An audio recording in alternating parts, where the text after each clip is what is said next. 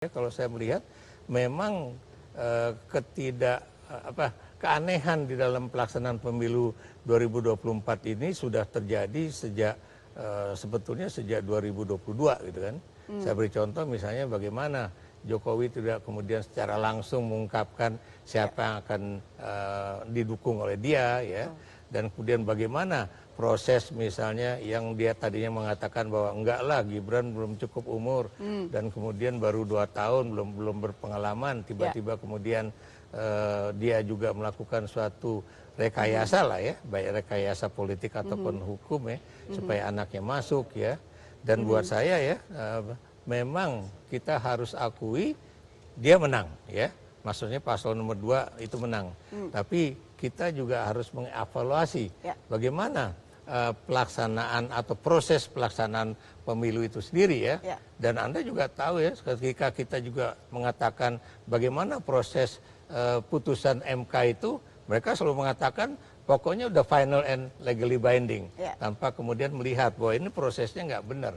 Dan Anda juga tahu bahwa berarti masyarakat itu memang lebih tertarik oleh bansos, lebih tertarik oleh tingginya acceptability masyarakat ya atau acceptance rates dari Jokowi ya ketimbang persoalan-persoalan yang sebetulnya penting di dalam politik yaitu etika dan moral ya.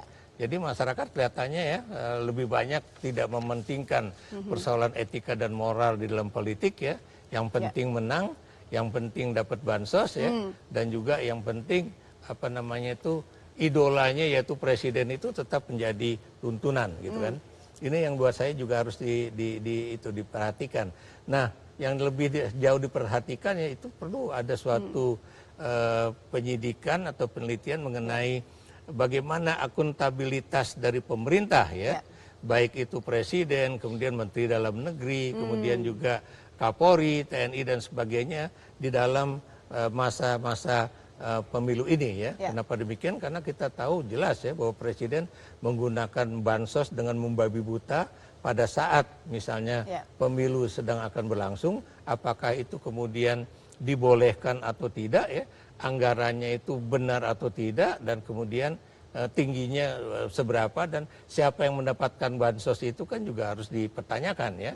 Kenapa? Karena Anda tahu bansos itu hanya untuk orang yang membutuhkan bantuan sosial, bukan orang yang kemudian harus mendapatkan bansos ketika suara paslon 02 itu memang dibutuhkan untuk meledak begitu kan. Ternyata bukan untuk kebutuhan sosial tapi untuk kebutuhan pemilu dan ya, pemilu betul. selalu naik bansos itu yang harus dilihat akuntabilitasnya itu bagaimana ya. Jelajahi cara baru mendapatkan informasi. Download Metro TV Extend sekarang.